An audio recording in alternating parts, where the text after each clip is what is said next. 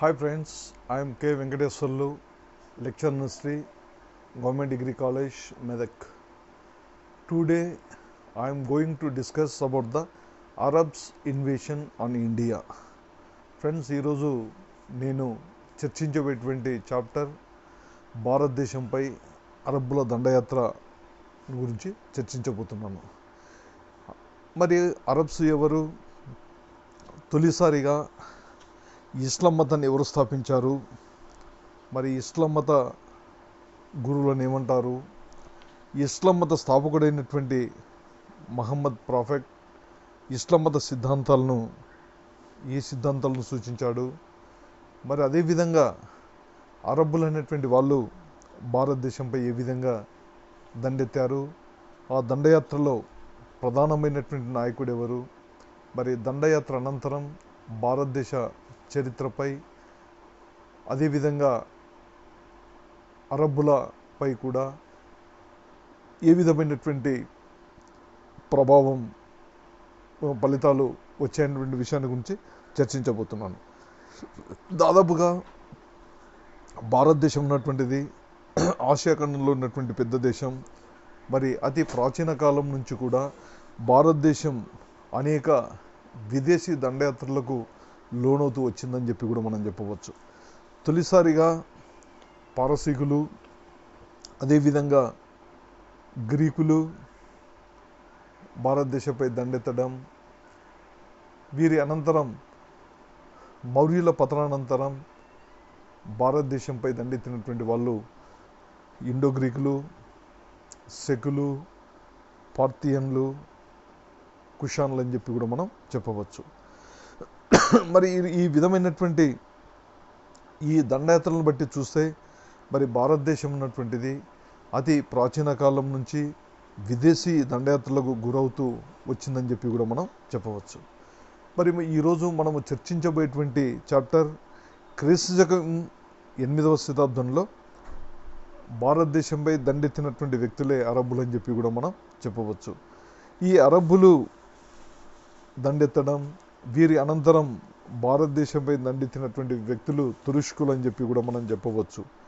ఇలాంటి పరిస్థితుల్లో ఈ అరబ్బుల దండయాత్రకు భారతదేశ చరిత్రలో చాలా విశిష్టమైనటువంటి స్థానం ఉందని చెప్పి కూడా మనం చెప్పవచ్చు. ఈ అరబ్బుల దండయాత్రలో కీలక పాత్ర పోషించినటువంటి వ్యక్తి మహమ్మద్ బిన్ కాసిం అని చెప్పి కూడా చెప్పవచ్చు.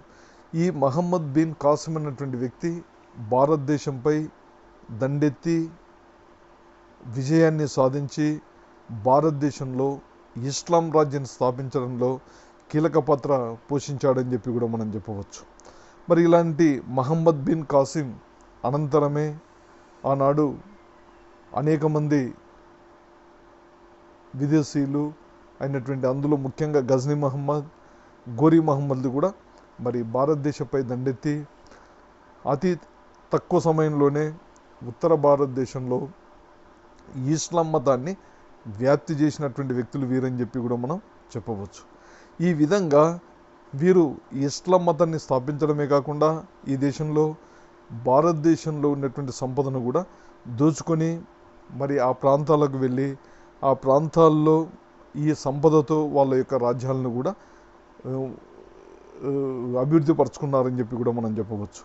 అంటే ఈ విధంగా మరి భారతదేశం ఉన్నటువంటిది అనేక మంది తురుష్క పాలకులకు కూడా లొంగిపోవడం, వారికి సంపదలను ఇవ్వడం, అదేవిధంగా ఆ తురుష్క చక్రవర్తులకు భారతదేశంలో ఉన్నటువంటి రాజులంతా కూడా సామంత రాజులుగా ఉండడం కూడా జరిగిందని చెప్పవచ్చు. అంటే ఈ విధంగా మరి అరబ్బులు తురుష్కుల దండయాత్రల అనంతరం మరి భారతదేశం అన్నటువంటిది ఇస్లాం సంస్కృతికి కూడా ఇది కేంద్ర బిందువు అయిందని చెప్పి కూడా మనం చెప్పవచ్చు.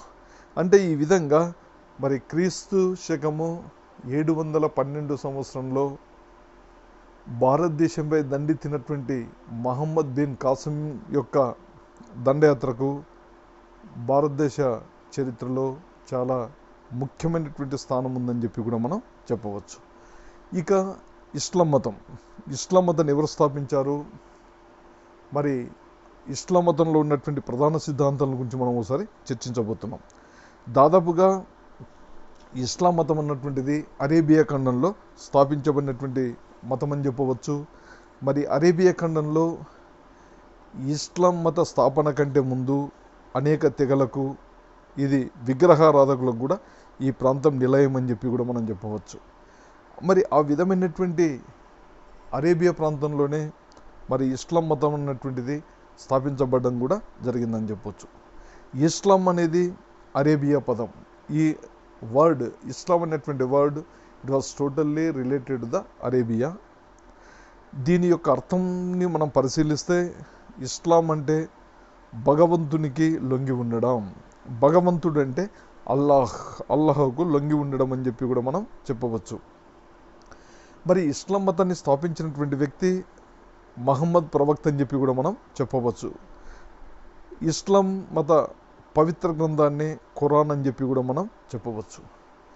మరి ఇస్లాం మతాన్ని స్థాపించినటువంటి మహమ్మద్ ప్రవక్త, ఇతడు ఆనాడు మక్కా నగరంలో అమీనా, అబ్దుల్లా దంపతులకు జన్మించినటువంటి సంతానం అని చెప్పి కూడా మనం చెప్పవచ్చు. ఈ విధంగా జన్మించినటువంటి మహమ్మద్ ఖతీజా అనేటువంటి ఒక వితంతువును కూడా ఈ మహమ్మద్ వివాహం ఆడడం కూడా జరిగిందని చెప్పవచ్చు. మరి ఖతీజాకు మహమ్మద్కు కలిగినటువంటి కూతురే ఫాతిమా అనేటువంటి కూతురు కూడా జన్మించిందని చెప్పవచ్చు. మరి ఫాతిమా కూతురును వీరు ఆచు తాలిబ్ కుమారుడైనటువంటి ఆలీ అనేటువంటి వ్యక్తికి పెళ్లి చేయడం కూడా జరిగింది. అంటే ఈ విధంగా మరి ఆనాడు అరబ్ ప్రాంతంలో అరబ్బులంతా కూడా మరి వీరంతకు వీరే తరచుగా కలహించుకుంటూ యుద్ధాలు ఇవన్నీ కూడా చేసేవాళ్ళని చెప్పి కూడా మనం చెప్పవచ్చు. అంటే ఈ విధంగా ఈ మహమ్మద్ మరి ఇస్లాం మతాన్ని స్థాపించిన తర్వాత అతని యొక్క ఇస్లాం మత సిద్ధాంతాల ప్రకారం అతడు కొన్ని సూత్రాలను కూడా ఏర్పాటు చేశాడని చెప్పవచ్చు. ఇతని యొక్క సూత్రాలను మనం పరిశీలిస్తే దైవ సందేశానంతరం మహమ్మద్ ఏకేశ్వరోపాసకుడుగా ఇతడు మారిపోయాడని చెప్పవచ్చు. అంటే ఏకేశ్వరోపాసకుడుగా మారడమే కాకుండా అల్లాను ఆరాధించడం కూడా జరిగిందని చెప్పవచ్చు. అదేవిధంగా విగ్రహారాధనను కూడా వ్యతిరేకించడం. మరి ఇలాంటి పరిస్థితుల్లో ఆనాడు కొందరు మహమ్మద్ను చంపడానికి కూడా ప్రయత్నిస్తూ మరి అనేక కుట్రలు కుతంత్రాలు కూడా చేయడం జరిగింది. ఇలాంటి పరిస్థితుల్లో మహమ్మద్ వారి యొక్క కుట్రల నుంచి బయటపడడానికి అతడు మక్కా నుంచి మదీనాకు వెళ్ళిపోయాడని చెప్పి కూడా మనం చెప్పవచ్చు. అతని యొక్క ఉద్దేశం ప్రకారం మరి ఈ విధంగా అతని మీద కుట్రలు పన్నడంతో మరి మక్కా అన్నటువంటి ప్రాంతం అతనికి సురక్షిత ప్రాంతం కాదని క్రీస్తు శకం 622లో అతడు మదీనా అనేటువంటి ప్రాంతానికి వెళ్ళడం జరిగిందని చెప్పవచ్చు. ఈ మదీనా అన్నటువంటి ప్రాంతానికి వెళ్ళడాన్నే మనము ఇస్లాంలో హిజ్రీ అంటారని చెప్పి కూడా మనం చెప్పవచ్చు. హిజ్రీ అనగా నూతన ఇస్లాం శక ఆరంభం అని చెప్పి కూడా మనం చెప్పవచ్చు. అంటే ఈ విధంగా మరి మక్కా నుంచి మదీనాకు పోయినటువంటి మహమ్మద్ అతడు మదీనాలో ఒక బలమైనటువంటి సైన్యంతో ఒక దృఢమైనటువంటి ప్రభుత్వాన్ని కూడా ఏర్పాటు చేయడం జరిగిందని చెప్పి కూడా మనం చెప్పవచ్చు. అంటే ఈ విధంగా ఏర్పాటు చేసి మరి క్రీస్తు శకం 630లో అతడు మక్కాపై కూడా యుద్ధాన్ని ప్రకటించాడని చెప్పి కూడా మనం చెప్పవచ్చు. అతడు మక్కాపై యుద్ధాన్ని ప్రకటించిన తర్వాత అక్కడి ప్రజలందరికీ కూడా తన నూతన మార్గాన్ని విశ్వాసాన్ని కూడా ప్రబోధించడం మొదలుపెట్టాడని చెప్పి కూడా మనం చెప్పవచ్చు.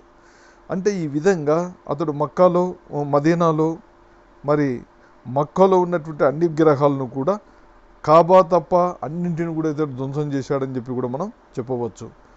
ఇక మహమ్మద్ క్రీస్తు శకం 632లో ఇతడు చనిపోయాడని చెప్పి కూడా మనం చెప్పవచ్చు. ఇతడు చనిపోయిన తర్వాత అతడు హేతువాద సమాజ స్థాపనకై తన యొక్క బ్రతికి ఉన్నంత వరకు కూడా అతడు కృషి చేశాడని చెప్పి కూడా మనం చెప్పవచ్చు. అంటే ఈ విధంగా మహమ్మద్ అరేబియాలో స్థాపించినటువంటి ఇస్లాం మతం అన్నటువంటిది అరేబియా ఖండానికే పరిమితం కాకుండా ఇది ప్రపంచంలో ఉన్నటువంటి అనేక ప్రాంతాలకు కూడా విస్తరించి మరి ఆయా ప్రాంతాల మత, రాజకీయ, సామాజిక, సాంస్కృతిక అంశాలపై కూడా దీని యొక్క ప్రభావాన్ని కలిగి ఉందని చెప్పి కూడా మనం చెప్పవచ్చు. అంటే ఈ విధంగా ఇస్లాం మతాన్ని స్థాపించినటువంటి మహమ్మద్ ప్రవక్త కొన్ని సూత్రాలను కూడా అతడు బోధించాడు. వీటినే మహమ్మద్ ప్రవక్త బోధనలని కూడా అంటారు. ఈ మహమ్మద్ ప్రవక్త బోధించినటువంటి బోధనలే ఇస్లాం మతానికి ప్రధానమైనటువంటి సూత్రాలని చెప్పి కూడా మనం చెప్పవచ్చు. ఈ ఇస్లాం మత సూత్రాలు ప్రధానంగా ఉండేటువంటి గ్రంథమే ఖురాన్. మరి ఖురాన్ గ్రంథాన్ని ఈనాటికి కూడా ప్రపంచంలో ఉన్నటువంటి అందరూ ముస్లింలు కూడా తమ యొక్క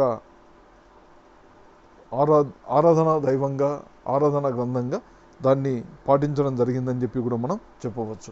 మరి ఖురాన్లో ఆనాడు ప్రొఫెట్ మెహమ్మద్ ఏకేశ్వరోపాసనటువంటి సిద్ధాంతాన్ని కూడా అతడు ప్రజలకు సూచించాడని చెప్పొచ్చు. అంటే దేవతలు మరి బహుదేవతారాధనను ఖండిస్తూ ఏకేశ్వరోపాసనను బోధించడం, అదేవిధంగా విగ్రహారాధనను కూడా ఇతను నిరసించాడని చెప్పి కూడా మనం చెప్పవచ్చు.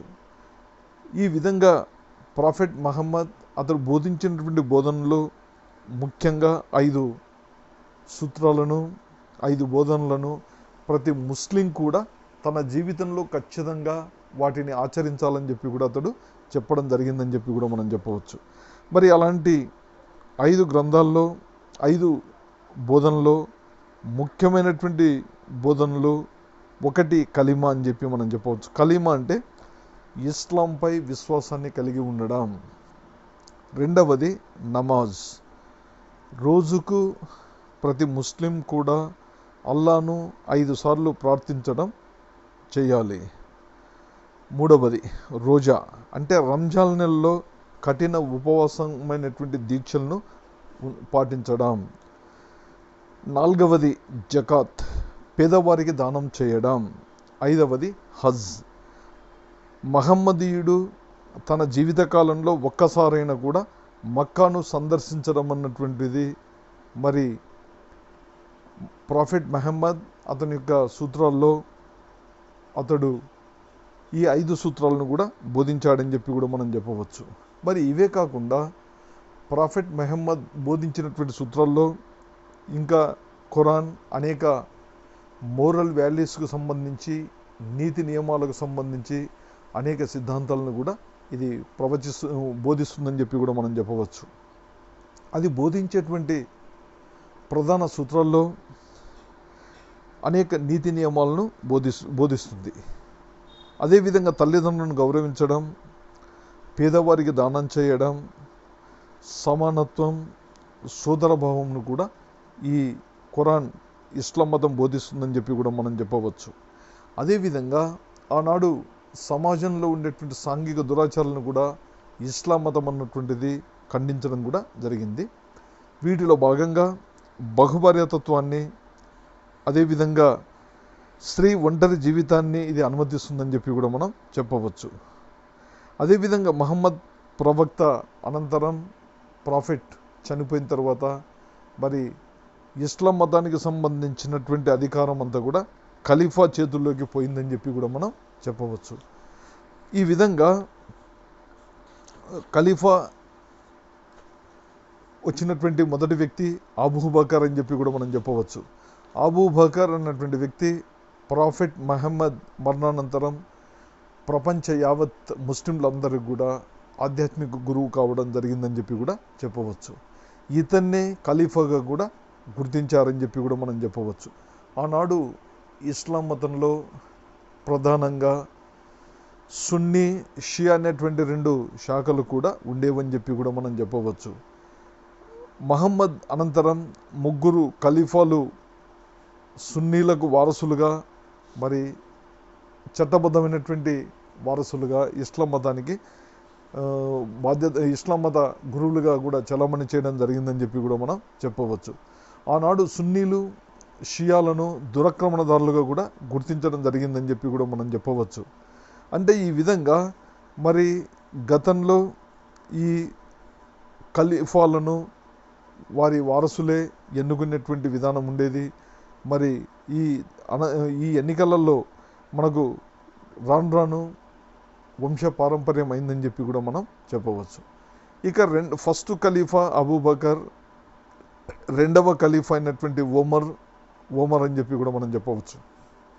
ఈ ఓమర్ సిరియా, అదేవిధంగా పాలస్తీనా, ఈజిప్ట్, పర్షియాలకు దాదాపుగా అతడు ఖలీఫాగా ఉండేటువంటి సమయంలో వీరి యొక్క సామ్రాజ్యాన్ని విస్తృతపరిచాడని చెప్పి కూడా మనం చెప్పవచ్చు. ఈ విధంగా ఈ రెండవ ఖలీఫా అయినటువంటి ఓమర్ కాలంలోనే భారతదేశంలో ఉన్నటువంటి సింధుపై కూడా దాడి జరిగిందని చెప్పి కూడా మనం చెప్పవచ్చు.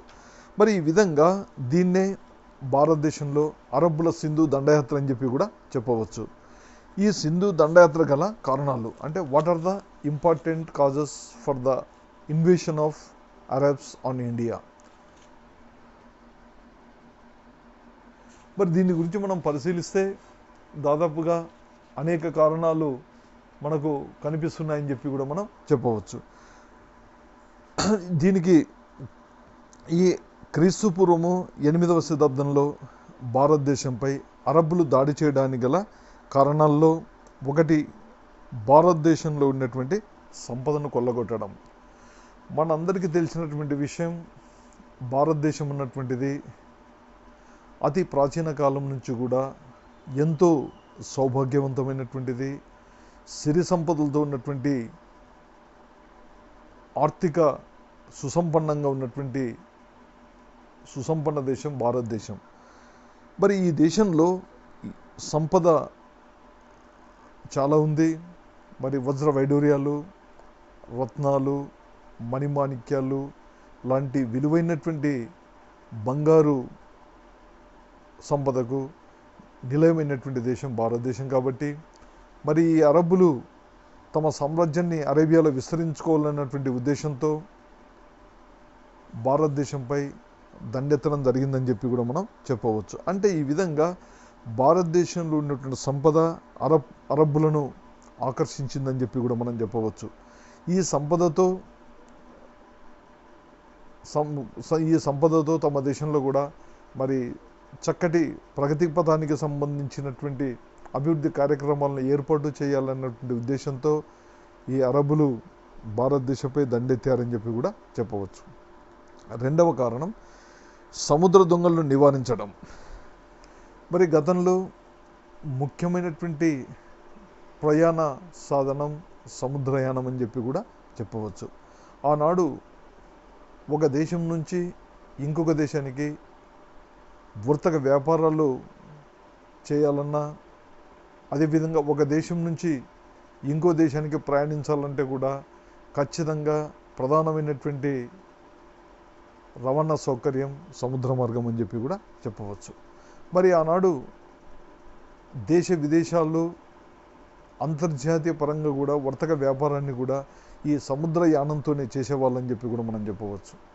అంటే ఈ సముద్రయానం అన్నటువంటిది మరి ఆనాడు అంత సురక్షితంగా ఉండేది కాదు. ఎందుకనగా అనేక మంది దొంగలు తరచుగా వర్తక వ్యాపారానికి సంబంధించినటువంటి నావలను కానీ మరి విలువైనటువంటి వజ్ర వైఢూర్యాలను ఒక ప్రాంతం నుంచి ఇంకో ప్రాంతానికి తరలించే సమయంలో కూడా మరి ఆ నావలపై దాడి చేసి దొంగలు విలువైనటువంటి వజ్ర వైఢూర్యాలను ఎత్తుకొని పోయేవాళ్ళు.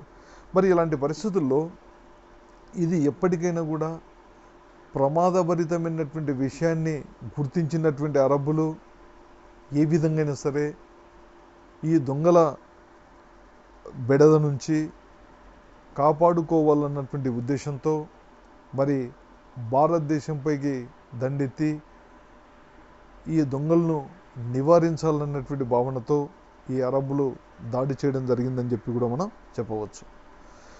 ఇక మూడవ కారణం ఇస్లాం మత వ్యాప్తి. మనము ఇస్లాం మతం అన్నటువంటిది అరేబియా దేశంలో జన్మించిందన్నాం. మరి అరేబియా దేశంలో జన్మించినటువంటి ఇస్లాం మతాన్ని స్థాపించినటువంటి వ్యక్తి మహమ్మద్ ప్రవక్త అన్నాం. మరి ప్రవక్త ఈ మతాన్ని స్థాపించి ఆ మతానికి కొన్ని సిద్ధాంతాలను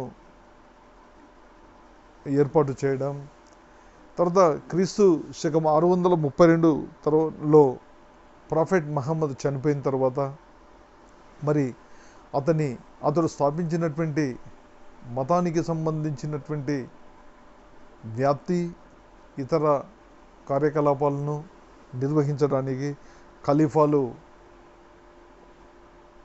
వచ్చారని చెప్పి కూడా మనం చెప్పవచ్చు. ఇలాంటి ఖలీఫాల్లో మొదటి ఖలీఫా అబూబకర్ అని చెప్పి మనం చెప్పవచ్చు. అంటే ప్రాఫిట్ మరణానంతరం వచ్చినటువంటి ఖలీఫా అబూబకర్, మరి సింధుపై దాడి జరిగేటువంటి సమయంలో ఉన్నటువంటి ఖలీఫా ఉమర్ అని చెప్పి కూడా మనం చెప్పవచ్చు. అంటే ఈ విధంగా మరి ఈ ఖలీఫాలు మహమ్మద్ ప్రాఫిట్సే స్థాపించబడినటువంటి ఇస్లాం మతాన్ని మరి అరేబియా ఖండమే కాకుండా ప్రపంచ మతంగా చేయాలన్నటువంటి ఒక నూతన ఉత్సాహం, నూతన ఆవేశం, నూతన భావనతో నూతనంగా వచ్చినటువంటి మతాన్ని అతి త్వరగా ప్రపంచ మతం చేయాలన్నటువంటి ఉద్దేశంతో వీరు ముందుకు రావడం జరిగిందని చెప్పి కూడా మనం చెప్పవచ్చు. అంటే ఈ విధంగా మరి క్రీస్తు శకము 712 సంవత్సరంలో భారతదేశంపై అరబ్బులు దండెత్తడానికి ఇస్లాం మత వ్యాప్తి కూడా ఒక ప్రధాన కారణం అని చెప్పి కూడా చెప్పవచ్చు. అదేవిధంగా భారతదేశంలో విగ్రహారాధనను నివారించడం. మన అందరికీ తెలిసినటువంటి విషయం, భారతదేశంలో క్రీస్తు పూర్వము 1500 సంవత్సరం నుంచి కూడా మరి వేద నాగరికత అన్నటువంటిది నిర్మితమైందని మనందరూ కూడా తెలుసు. మరి వేద నాగరికత అన్నటువంటిది 3 భాగాలుగా విభజించబడ్డది. ఋగ్వేద నాగరికత, మలివేద నాగరికత, ఇతిహాస నాగరికత అని చెప్పి కూడా మనం చెప్పవచ్చు. మరి ఈ నాగరికత కాలంలో ఆనాడు హిందూ మతం అన్నటువంటి మతము స్థాపించబడడం, మరి హిందూ మతంలో ఉన్నటువంటి పూజా విధానం, అదేవిధంగా యజ్ఞ యాగాదులు, క్రతువులు, అదేవిధంగా అనేక మూఢనమ్మకాలు లాంటి అనేక అర్థరహితమైనటువంటి పూజా విధానం, జంతు బలులు, మరి కుల వ్యవస్థ, వర్ణ వ్యవస్థ, అంటే ఈ విధమైనటువంటివన్నీ కూడా ఆనాడు హిందూ మతంలో రావడం జరిగిందని చెప్పవచ్చు. మరి వీటిలో ప్రధానంగా హిందూ మతంలో విగ్రహారాధన అనేటువంటిది కూడా వచ్చిందన్నాం. మరి విగ్రహారాధన అనేటువంటిది అంటే ప్రజలంతా కూడా తమకిష్టమైనటువంటి దేవతలను విగ్రహ రూపంలో పూజించడం, మరి విగ్రహారాధనలో బహుదేవతలను ఆరాధించడం, ఈ విధమైనటువంటి పూజా విధానం కూడా రావడం జరిగిందన్నాం. మరి ఆనాడు ప్రాఫెట్ మహమ్మద్ ఏకేశ్వరోపాసన అంటే ఒకే దేవుడు అనేటువంటి సూత్రాన్ని కూడా ప్రవచించాడన్నాం. అంటే ఈ విధంగా ప్రాఫెట్ మహమ్మద్ ఒకే దేవుడు అనేటువంటి సిద్ధాంతాన్ని ప్రవచించాడు కాబట్టి మరి అతని అనంతరం వచ్చినటువంటి అతని యొక్క ఇస్లాం మతస్థులంతా కూడా ఈ బహుదేవతారాధనను, అదేవిధంగా విగ్రహారాధనను కూడా వీరు ఖండించారని చెప్పి కూడా మనం చెప్పవచ్చు. వీరు ఖండించడమే కాకుండా మరి ఆ విగ్రహారాధనకు నిలవైనటువంటి భారతదేశంలో మరి విగ్రహారాధనను అంతమొందించి ఆ దేశంలో ఇస్లాం మతాన్ని వ్యాప్తి చేయాలన్నటువంటి భావనతో భారతదేశంపై దండెత్తడం జరిగిందని చెప్పి కూడా మనం చెప్పవచ్చు. అదేవిధంగా భారతదేశంలో మరి విగ్రహారాధనను ఖండించాలన్నటువంటి ప్రధాన ఉద్దేశంతో భారతదేశంపైకి అరబ్బుల దాడి కూడా జరిగిందని చెప్పవచ్చు. ఇక నెక్స్ట్ కారణం భారతదేశానికి అరబ్బు విజ్ఞానాన్ని అందించడం. మరి ఆనాడు అరబ్ దేశీయులు మరి కొన్ని శాస్త్రాల్లో మరి విజ్ఞానాన్ని కూడా పొందడం, విజ్ఞానంలో కూడా ప్రావీణ్యతను సాధించడం, ఆ విధంగా ప్రావీణ్యాన్ని సాధించినటువంటి విజ్ఞానాన్ని మరి భారతదేశం లాంటి దేశాలకు, అందులో ప్రధానంగా భారతదేశాన్ని కూడా అందించాలన్నటువంటి ఉద్దేశంతో మరి ఆ మహమ్మద్ అరబ్ నాయకులు, అరబ్ వీరులు మరి ఎంతో ఉత్సాహంతో, ఎంతో సంతోషంతో భారతదేశంపైకి దండెత్తడం కూడా జరిగిందని చెప్పి మనం చెప్పవచ్చు. అంటే ఈ విధంగా మరి క్రీస్తు శకము 712 సంవత్సరంలో అరబ్బు దేశీయులు, అరబ్బు దాడులు జరగడానికి వీటిని ప్రధానమైనటువంటి కారణాలుగా చెప్పవచ్చు. ఈ కారణాల్లో మనం ఆల్రెడీ చెప్పాం, భారతదేశంలో ఉన్న సంపదను కొల్లగొట్టడం, సముద్ర దొంగలను నివారించడం, అదేవిధంగా ఇస్లాం మతాన్ని వ్యాప్తి చేయడం, భారతదేశంలో విగ్రహారాధనను నివారించడం, అదేవిధంగా భారతదేశానికి అరబు విజ్ఞానాన్ని అందించడం. అంటే ఈ కారణాల వల్ల మరి భారతదేశంపై అరబ్బులు దాడి చేశారని చెప్పి కూడా మనం చెప్పవచ్చు. ఇక మనం అరబ్బుల దాడి ఏ విధంగా జరిగింది, మరి 712లో జరిగినటువంటి దాడి కంటే ముందు కూడా ఏమైనా దాడులు జరిగినటువంటి విషయాన్ని మనం పరిశీలిద్దాం. దాదాపుగా మనకు చారిత్రాత్మకమైనటువంటి దాడి 712లో జరిగినటువంటి విషయం మనందరూ కూడా తెలుసు. కానీ దీనికంటే ముందే మరి క్రీస్తు శకం 636లో మనకు బహ్రైన్ గవర్నర్ ఆనాడు ఆధునిక బొంబాయికి సమీపంలో ఉన్నటువంటి తానాపైకి కూడా అతడు దండయాత్ర జరిపాడని చెప్పి కూడా మనం చెప్పవచ్చు. ఎప్పుడు? క్రీస్తు శకము 636లో. కానీ ఈ సమయంలో అతడు బ్రోచ్ దౌబోల్ అనేటువంటి రేవుల కోసమే దాడులు జరిగాయని చెప్పి కూడా మనం చెప్పవచ్చు. మరి ఈ సమయంలో అరబ్బులు మక్రాన్ అనేటువంటి ప్రాంతాన్ని ఆక్రమించి మరి మక్రాన్ ప్రాంతంపై కూడా తమ యొక్క ఆధిపత్యాన్ని కలిగి ఉన్నారని చెప్పి కూడా మనం చెప్పవచ్చు. ఇక ముఖ్యమైనటువంటి దాడి 8వ శతాబ్దం అనగా క్రీస్తు శకము 712లో మరి ఆనాడు ఇరాన్ పాలకుడైనటువంటి ఆల్ హజాజ్ రాజు అతని యొక్క అల్లుడైనటువంటి మెహమ్మద్ బిన్ కాసిం ఆధ్వర్యంలో సింధు దాడికి పంపడం జరిగిందని చెప్పి కూడా మనం చెప్పవచ్చు. ఇదే భారతదేశ చరిత్రలో సింధుపై దాడి లేదా భారతదేశంపై అరబ్బుల దాడి అని చెప్పి కూడా మనం దీన్ని పేర్కొనవచ్చు. మరి ఇలాంటి పరిస్థితుల్లో ఆనాడు సింధుపై దాడి ఎందుకు జరిగింది, మరి సింధుపై జరిగేటువంటి దాడికి పర్యవసానాలు ఏమేమి ఉన్నాయి, ఆ సమయంలో సింధు రాజు ఎవరు అన్నటువంటి విషయాలను మనం పరిశీలిస్తే మరి మనకు అనేక విషయాలు కూడా తెలుస్తున్నాయని చెప్పి కూడా మనం చెప్పవచ్చు. ఆనాడు సింధు ప్రాంతాన్ని దాహిర్ అనేటువంటి రాజు పరిపాలిస్తున్నాడని చెప్పి కూడా మనం చెప్పవచ్చు. అంటే క్రీస్తు శకము 712 సమయంలో సింధు ప్రాంతాన్ని దాహిర్ అనేటువంటి రాజు పాలిస్తున్నాడు. మరి దాహిర్ అలోర్ అనేటువంటి ప్రాంతాన్ని రాజధానిగా చేసుకొని మరి దాహిర్ను సింధును పాలించడం. మరి ఈ దాహిర్ అనేటువంటి రాజు అతడు ఒక బ్రాహ్మణ కులానికి చెందినటువంటి రాజు అని చెప్పి కూడా మనం చెప్పవచ్చు. అదేవిధంగా ఈ దాహిర్ అనేటువంటి రాజు అతని తండ్రి కూడా దురాక్రమణదారుడు అని చెప్పి కూడా మనం చెప్పవచ్చు. అతని తండ్రి అయినటువంటి చాచు కూడా ఇతడు కూడా బ్రాహ్మణుడే. మరి వీరి యొక్క దురాక్రమణలు అన్నటువంటివి ఆ సమకాలీనంలో ఉన్నటువంటి బౌద్ధులకు ఏమాత్రం కూడా నచ్చలేదు. మరి బౌద్ధులు ఏ విధంగానే సరే అతడు బౌద్ధులను అణచాలన్నటువంటి ఉద్దేశంతో మరి వాళ్ళ యొక్క అధికారాన్ని తొలగించి వీరి అధికారాన్ని స్థాపించాడని చెప్పి కూడా మనం చెప్పవచ్చు. మరి అప్పటి నుంచే సింధు ప్రాంతానికి రాజధానిగా అజీర్ అనేటువంటి అలోర్ అనే ప్రాంతాన్ని రాజధాని తీసుకొని మరి పరిపాలించడం కూడా జరిగిందని చెప్పవచ్చు. అంటే ఈ విధంగా దాహిర్ మరి వాళ్ళ తండ్రి కూడా బౌద్ధులకు వ్యతిరేకులని చెప్పి కూడా మనం చెప్పవచ్చు. మరి బౌద్ధులకు వ్యతిరేకులైనటువంటి బ్రాహ్మణుల యొక్క పరిపాలనను ఏ విధంగానే సరే తొలగించాలన్నటువంటి ఉద్దేశంతో ఈ బౌద్ధులు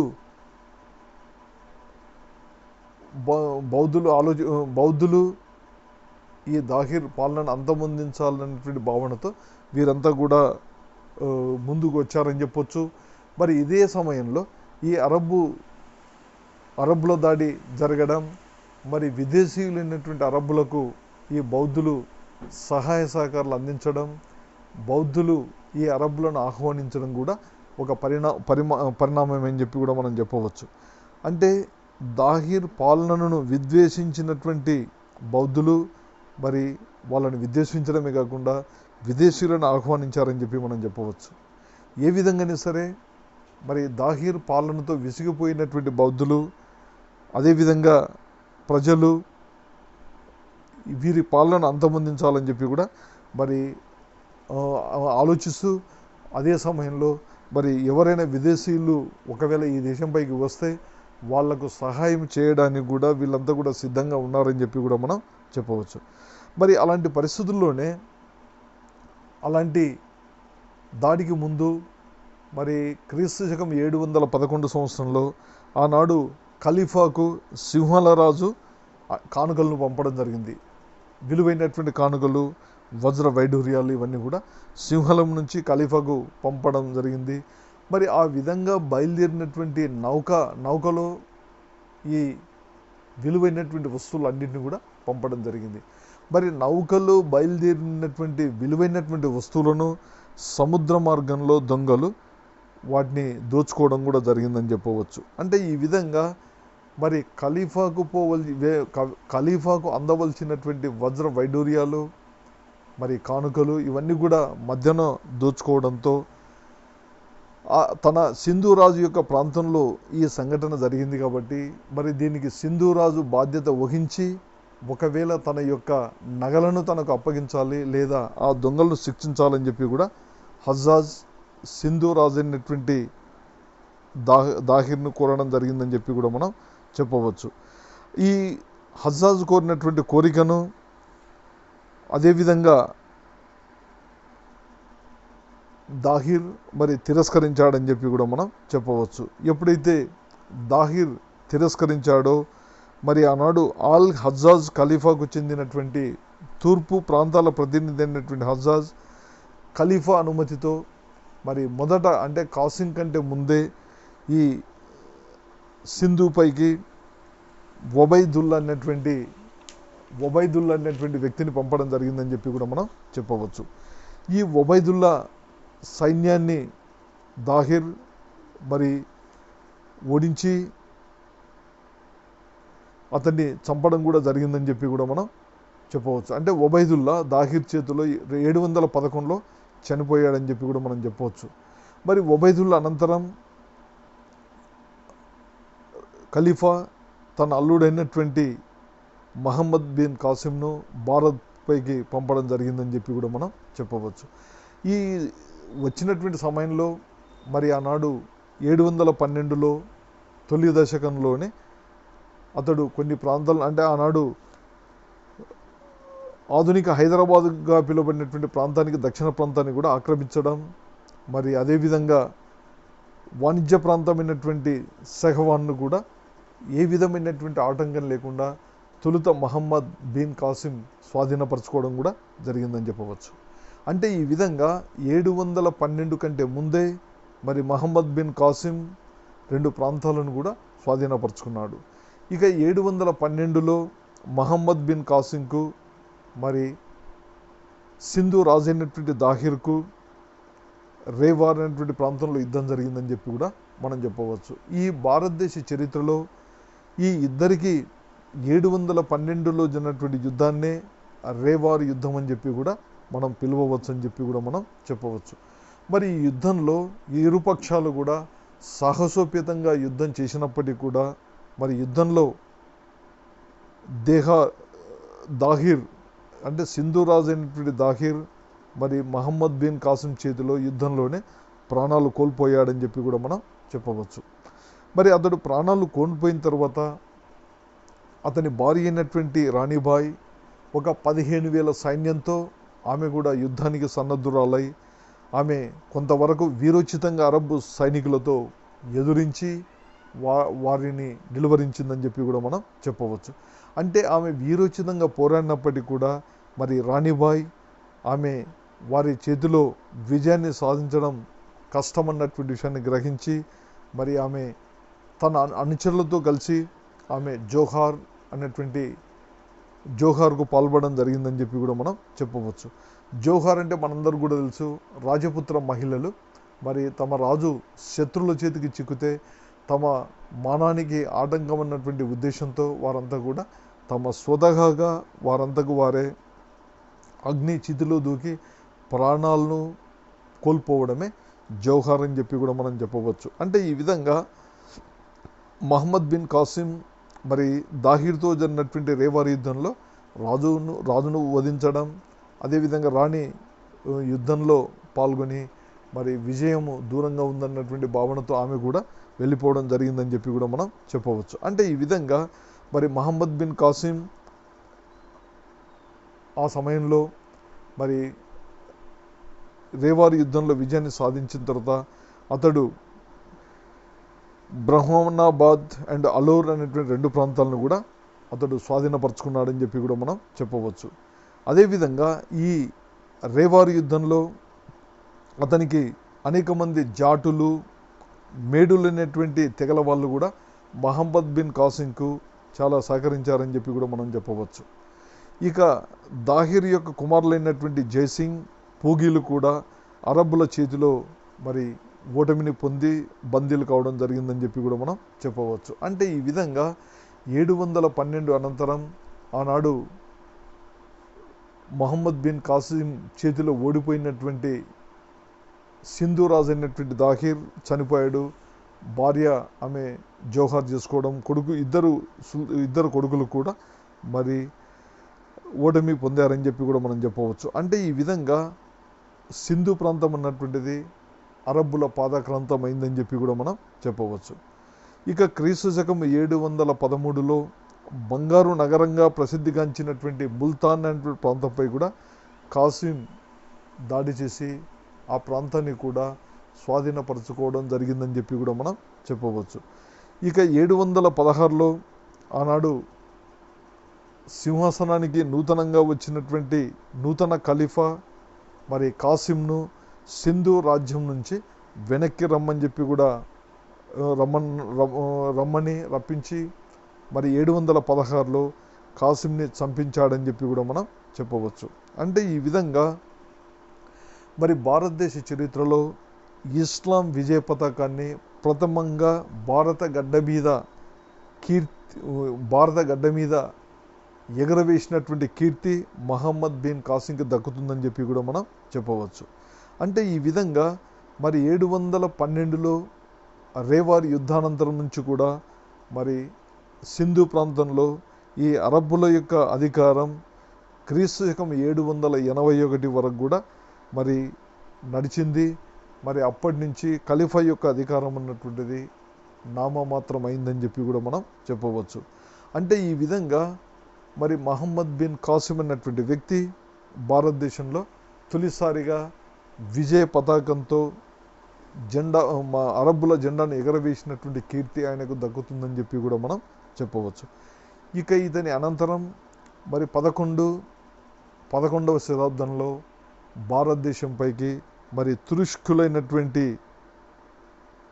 గజీ మహమ్మద్, అదేవిధంగా గోరీ మహమ్మద్లు భారతదేశంపై దాడి చేయడం జరిగిందని చెప్పి కూడా మనం చెప్పవచ్చు. దాడి చేయడమే కాకుండా ఆనాడు దాడి చేసి మరి చివరికి గోరీ మహమ్మద్ అనుచరుడైనటువంటి కుత్బుద్దీన్ ఐబక్ భారతదేశంలో ఢిల్లీ సుల్తాన్ రాజ్యాన్ని కూడా స్థాపించాడని చెప్పి కూడా మనం చెప్పవచ్చు. అంటే ఈ విధంగా మరి మహమ్మద్ బిన్ కాసిం అన్నటువంటి అరబ్ నాయకుడు 712లో ఈ రేవార్ యుద్ధంలో విజయాన్ని పొందాడని చెప్పి కూడా మనం చెప్పవచ్చు. అంటే ఇంకా నెక్స్ట్ మరి అరబ్బుల దండయాత్ర అనంతరం ఫలితాలు ఏ విధమైనటువంటి ఫలితాలు వచ్చాయి, మరి అప్పటి వరకు భారతదేశం అరబ్ దేశీయుల మధ్యన ఉండేటువంటి సంబంధాలు మరి 712 తర్వాత ఏ విధంగా ఒకరిపై ఒకరు ఏ విధమైనటువంటి ప్రభావాన్ని చూపించారన్నటువంటి విషయాన్ని మనం ఇప్పుడు చర్చించబోతున్నాం.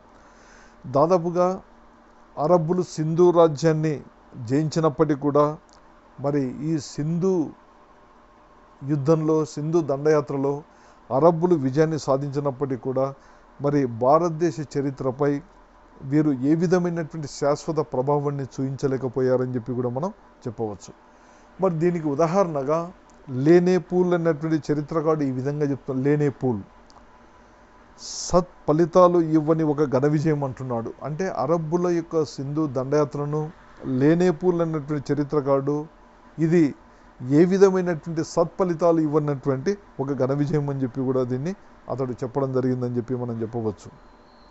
అదేవిధంగా ఈ సింధు దండయాత్ర మనం పరిశీలిస్తే ఆనాడు ఇది రాజకీయాల కన్నా కూడా ఈ దండయాత్ర ప్రభావంగా వచ్చినటువంటి ఫలితాల్లో ముఖ్యంగా ఈ సింధు దండయాత్ర అన్నటువంటిది భారతీయ సంస్కృతిపై, భారతీయుల ప్రజల జీవన విధానంపై ఇది చాలా ఎనలేని ప్రభావాన్ని చూపించిందని చెప్పి కూడా మనం చెప్పవచ్చు. ఈ సింధు దండయాత్ర అన్నటువంటిది ఈ రాజకీయ ఫలితాల కంటే కూడా ఇతర ఫలితాలపై ఇది ఎక్కువ ప్రభావాన్ని కూడా చూపించిందని చెప్పవచ్చు. ఆనాడు ఈ దండయాత్రలో అరబ్బులు చాలా నిష్ణాతులైనటువంటి తమ యొక్క సైనికులతో మరి చక్కని ప్రతివ్యూహాలతో సముద్రంపై భూమి మీద సైన్యాన్ని సమర్థవంతంగా నడిపించడంలో మహమ్మద్ బిన్ కాసిం చాలా విజయవంతమయ్యాడని చెప్పి కూడా మనం చెప్పవచ్చు. అతడు చక్కని వ్యూహంతో విజయాన్ని సాధించడం, అదేవిధంగా దాహిర్ అతని కుమారులు దాహిర్ రాజు నిర్లక్ష్యంతో ఉండడంతో అతని ఉద్యోగులంతా కూడా స్వార్థంతో పనిచేశారు కాబట్టి మరి విజయాన్ని సాధించలేకపోయారని చెప్పి కూడా మనం చెప్పవచ్చు. అదేవిధంగా ఆనాడు సింధు ప్రాంతంలో మరి బ్రాహ్మణులైనటువంటి దాహిర్కు వ్యతిరేకులైనటువంటి ప్రజలు, అదేవిధంగా బౌద్ధులు వీరంతా కూడా దాహిర్ రాజుకు సపోర్ట్ చేయకుండా దాహిర్కు వ్యతిరేకంగా కూడా వీళ్ళు మరి దాహిర్తో యుద్ధంలో తలపడినటువంటి మహమ్మద్ బిన్ కాసింకు అన్ని విధాలుగా సహాయ సహకారాలు అందించారని చెప్పి కూడా మనం చెప్పవచ్చు. ఇక జాటులు మేడులు అనేటువంటి తెగల వాళ్ళు కూడా మరి కాసింకు సహాయం అందించారని చెప్పి కూడా మనం చెప్పవచ్చు. ఇక అదేవిధంగా కాసిం ఆనాడు నూతన ఉత్సాహంతో మరి అనేక మంది సైనిక నాయకులను ఉత్తేజపరిచి ఈ యుద్ధంలో విజయాన్ని సాధించాడని చెప్పి కూడా మనం చెప్పవచ్చు. ఇంకా అదేవిధంగా ఈ అరబ్బుల దండయాత్ర అన్నటువంటిది మనం గతంలోనే చెప్పాం, ఇది రాజకీయ శాశ్వతమైనటువంటి ఫలితాల కంటే కూడా మరి భారతీయ సంస్కృతిపై వివిధ రకాలుగా ప్రభావాన్ని చూపించిందని చెప్పి కూడా చెప్పవచ్చు. ఆ ప్రభావాల్లో ముఖ్యంగా చెప్పదలుచుకున్నటువంటిది ఆనాడు అరబ్బుల యొక్క భారతీయ మత విధానం, సంస్కృతి, గణితం, ఖగోళం మొదలైన అంశాలకు చెందినటువంటి అనేక విజ్ఞానాన్ని కూడా మరి అరబ్బులు స్వీకరించడం, అదేవిధంగా భారతీయులకు సంబంధించినటువంటి ఈ శాస్త్రాలను అరబ్బుల ద్వారా తక్కిన ఐరోపా దేశాలకు కూడా వ్యాప్తి చేయడం జరిగిందని చెప్పి కూడా మనం చెప్పవచ్చు. అంటే భారతీయ సంస్కృతిని, భారతదేశంలో ఉన్నటువంటి శాస్త్ర విజ్ఞానాన్ని మరి అరబ్బుల ద్వారా ఈ విజ్ఞానం అంతా కూడా ఐరోపా ప్రాంతీయులకు, ఐరోపా దేశాలకు కూడా వ్యాప్తి చెందిందని చెప్పి కూడా మనం చెప్పవచ్చు. అంటే ఈ విధంగా ఈ అరబ్బులు భారతీయులకు మరి యూరోపియన్లకు మధ్య సంధానకర్తలుగా ఉంటూ ఈ సంస్కృతి ట్రాన్స్ఫర్మేషన్లో వీళ్ళు చాలా సహకరించారని చెప్పి కూడా మనం చెప్పవచ్చు. ఇక అరబ్బులు పరిపాలనలో విజ్ఞానాన్ని సంపాదించారని చెప్పి కూడా మనం చెప్పవచ్చు. అంటే భారతదేశానికి సంబంధించినటువంటి పాలనా సంబంధమైన విజ్ఞానాన్ని కూడా వీళ్ళు పొందడం, అదేవిధంగా అరబ్బుల దాడి వల్ల వ్యవసాయం, వాణిజ్యం లాంటి అనేక చర్యలు కూడా వీరు అనేక చర్యలను తీసుకోవడం కూడా జరిగిందని చెప్పి కూడా మనం చెప్పవచ్చు. ఇక ఆనాడు భారతదేశంలో ఉన్నటువంటి సంస్కృతి, సాహిత్య రంగాల్లో కూడా అరబ్బుల యొక్క పాలన వన్నె తెచ్చిందని చెప్పి కూడా మనం చెప్పవచ్చు.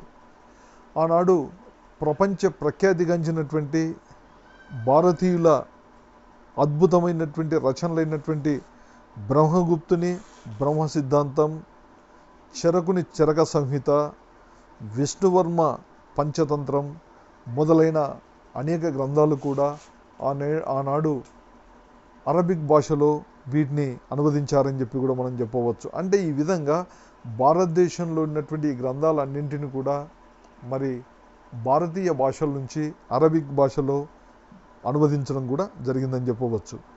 అదేవిధంగా ఆనాడు భారతదేశంలో ఉన్నటువంటి అనేక మంది పరిశోధకులను మరి బాగ్దాద్ ప్రాంతానికి కూడా ఆహ్వానించడం కూడా జరిగిందని చెప్పవచ్చు.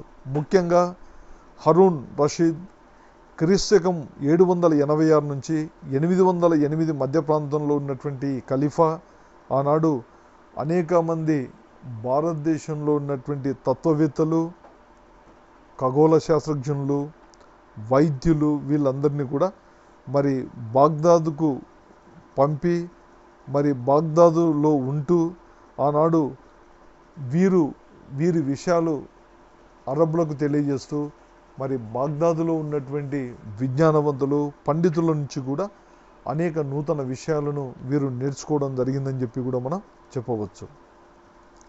ఇక నూతన సారసానికి వాస్తుశైలి అభివృద్ధి చెందిందని చెప్పి మనం చెప్పవచ్చు. అంటే ఈ విధంగా ఈ అరబ్బులు భారతీయుల వల్ల కూడా మరి నూతన సారసానిక్ అనేటువంటి ఆర్కిటెక్చర్, నూతన శైలి అందుబాటులోకి వచ్చిందని చెప్పి కూడా మనం చెప్పవచ్చు.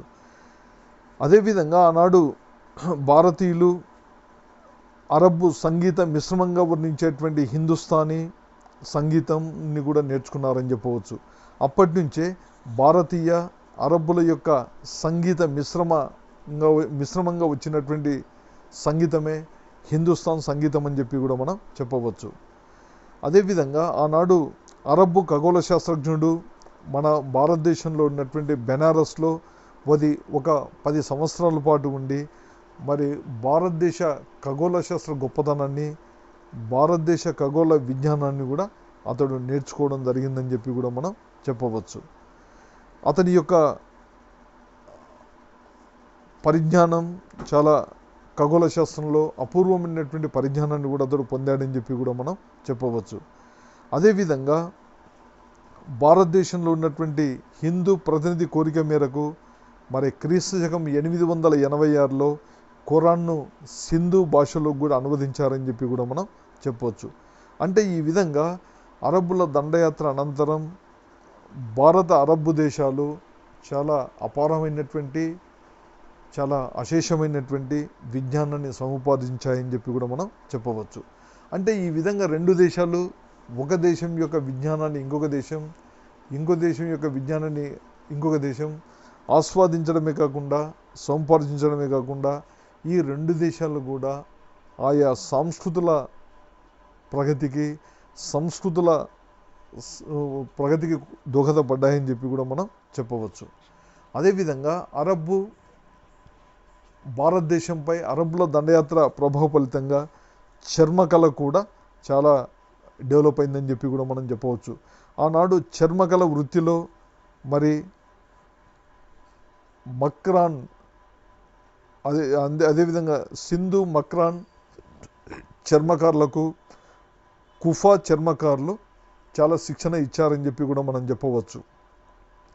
అవి శిక్షణ ఇవ్వడమే కాకుండా మక్రాన్ సింధు చర్మకారులను ఒక నైపుణ్యమైనటువంటి వృత్తి పనివారులుగా కూడా తీర్చిదిద్దడం జరిగిందని చెప్పి కూడా మనం చెప్పవచ్చు. అంటే ఈ విధంగా ఈ ప్రత్యేక శిక్షణ పొందినటువంటి చర్మకారులంతా కూడా చాలా చక్కటి నైపుణ్యంతో అనేక రకాలైనటువంటి చర్మకార వస్తువులను కూడా తయారు చేయడం, అదేవిధంగా తయారు చేయడమే కాకుండా ఈ చర్మకార వృత్తులతో చర్మకారులు చేసినటువంటి చర్మ వస్తువులకు ఆనాడు ఖలీఫా ప్రాంతంలో కూడా చాలా డిమాండ్ ఉండేదని చెప్పి కూడా మనం చెప్పవచ్చు. అదేవిధంగా సింధు ఆక్రమణ అనంతరం అనేక మంది పరిశోధకులు, వర్తకులు, కళాకారులు సింధు ప్రాంతంలో స్థిరపడడం జరిగిందని చెప్పి కూడా మనం చెప్పవచ్చు. మరి ఈ విధంగా సింధు ప్రాంతంలో ఉన్నటువంటి ప్రజలు కూడా అనేక మంది మరి అరేబియా నుంచి వచ్చినటువంటి ఇస్లాం మతాన్ని కూడా స్వీకరించడం జరిగిందని చెప్పి కూడా మనం చెప్పవచ్చు. అదేవిధంగా ఈ ముల్తాన్, మలబార్ ఈ రెండు ప్రాంతాలు కూడా ఇస్లాం సాంస్కృతిక కేంద్రాలుగా అభివృద్ధి చెందాయని చెప్పి కూడా మనం చెప్పవచ్చు. ఇక ఆనాడు వర్తక వాణిజ్యం కూడా మరి రెండు దేశాల మధ్యన కూడా చాలా విస్తృతమైందని చెప్పి కూడా మనం చెప్పవచ్చు. ఇక మహమ్మదీయుల అరబ్బీ, పర్షియా భాషలను కూడా భారతదేశానికి అందించడమే కాకుండా భారతదేశంలో ఉర్దూ భాషకు కూడా మార్గాన్ని సుగమనం చేశారని చెప్పి కూడా మనం చెప్పవచ్చు. అదేవిధంగా వీరు భారతదేశంలో తొలిసారిగా కాగితంను ప్రవేశపెట్టడం కూడా జరిగిందని చెప్పి కూడా మనం చెప్పవచ్చు. కాగితం అంటే కాగితాన్ని మన భారతీయులకు మరి ఇంట్రడ్యూస్ చేసినటువంటి వ్యక్తులు అరబ్బులే అని చెప్పి కూడా మనం చెప్పవచ్చు. ఇక భారతీయులు మస్జిద్ అండ్ రాజమందిరాల నిర్మాణంలో కూడా మరి వాటిని కట్టడంలో భారతీయులు ఏ విధమైనటువంటి మతాన్ని చూడకుండా వాటి నిర్మాణంలో కీలక పాత్ర పోషించేవారని చెప్పి కూడా మనం చెప్పవచ్చు. ఆనాడు భారతీయులు మరి వాస్తు సంబంధమైనటువంటి అద్భుతమైనటువంటి నిర్మాణాలు నిర్మించడంలో కార్మికులు చాలా తీవ్రంగా వీరంతా కూడా శ్రమించి మరి వాస్తు కళారంగంలో ఎంతో చక్కటి నైపుణ్యాన్ని పొందారని చెప్పి కూడా మనం చెప్పవచ్చు. ఈ కాసిం మహమ్మద్ బిన్ కాసిం వలసవాదులను మస్సూరా, కర్తా, బైజా, ఇండో గ్రీక్, అదేవిధంగా ముల్తాన్లలో మరి వీరికి ప్రత్యేకమైనటువంటి కేంద్రాలను ఏర్పాటు చేయడం జరిగిందని చెప్పి కూడా మనం చెప్పవచ్చు. అదేవిధంగా ఈ ఆనాడు భారతదేశంలో ఉన్నటువంటి భారతీయులు మరి అనేక విధాలుగా కూడా నైపుణ్యాన్ని పొందడం, మరి వివిధ రంగాల్లో ఎంతో నైపుణ్యమైనటువంటి వస్తువులను తయారు చేసేటువంటి జ్ఞానాన్ని, నైపుణ్యాన్ని ఈ అరబ్బుల దాడి వల్ల వీరు నేర్చుకున్నారని చెప్పి కూడా మనం చెప్పవచ్చు. ఇక కాసిం మహమ్మద్ బిన్ కాసిం, మనం గతంలోనే చెప్పాం, మహమ్మద్ బిన్ కాసింకు చాలామంది కూడా మరి ఈ దాహిర్ కుమారులను బంధించి మహమ్మద్ బిన్ కాసిం ఖలీఫా దగ్గర కూడా పంపడం జరిగిందని చెప్పవచ్చు. ఈ ఖలీఫా దగ్గరకు పోయినటువంటి దాహిర్ యొక్క కుమారులు అయినటువంటి జైసింగ్ అండ్ పూగిల్ ఇద్దరు కూడా మరి వారు కాసింకు వ్యతిరేకంగా ఖలీఫాకు ఫిర్యాదు చేశారని చెప్పి కూడా మనం చెప్పవచ్చు.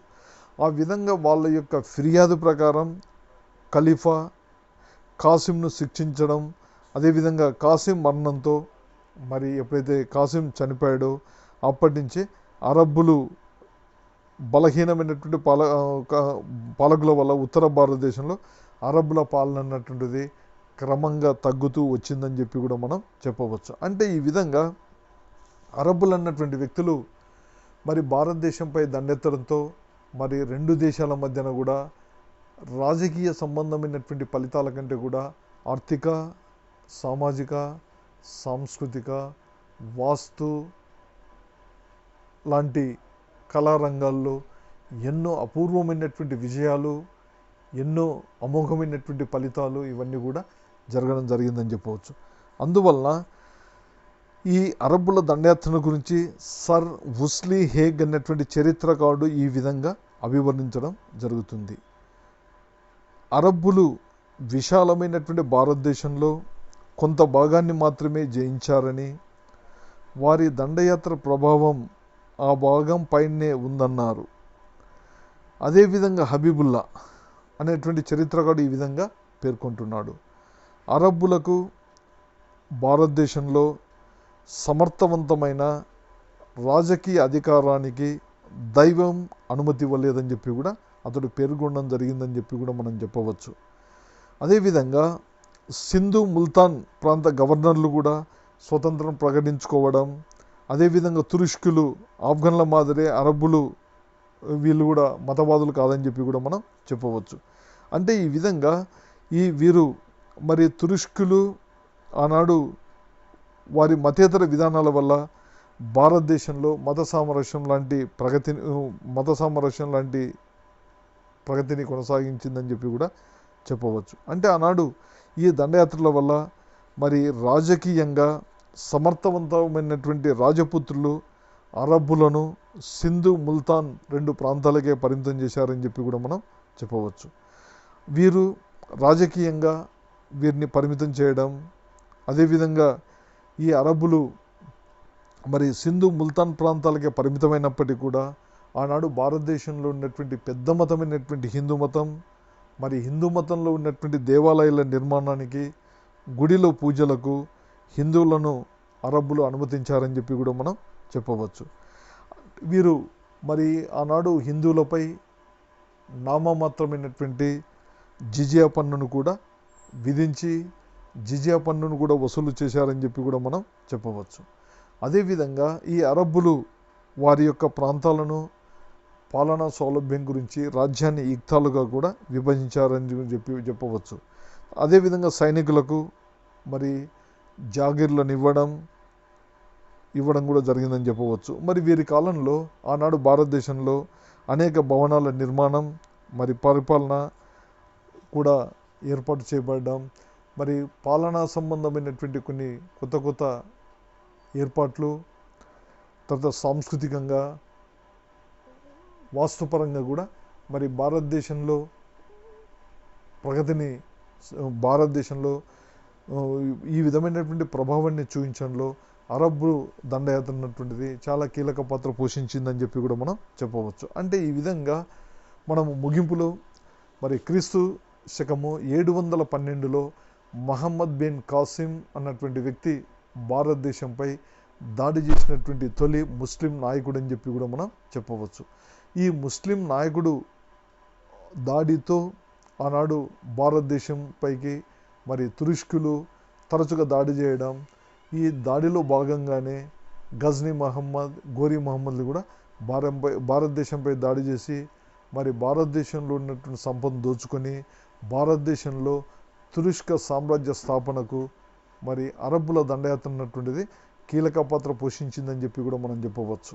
మరి ఈ అరబ్బుల దండయాత్ర అన్నటువంటిది భారతదేశంపై ఏ విధమైనటువంటి శాశ్వత రాజకీయ ఫలితాలను కలిగి ఉండనప్పటికీ ఇది ఇతర రంగాలైనటువంటి సాంస్కృతిక రంగం, శాస్త్ర విజ్ఞాన రంగం, చర్మకార రంగం, వాస్తు రంగం, సాహిత్య రంగాల్లో మరి భారతదేశంపై చాలా ప్రభావాన్ని చూపించిందని చెప్పి కూడా మనం చెప్పవచ్చు. ఓకే, ఇంతటితో ముగిస్తున్నా. థ్యాంక్స్.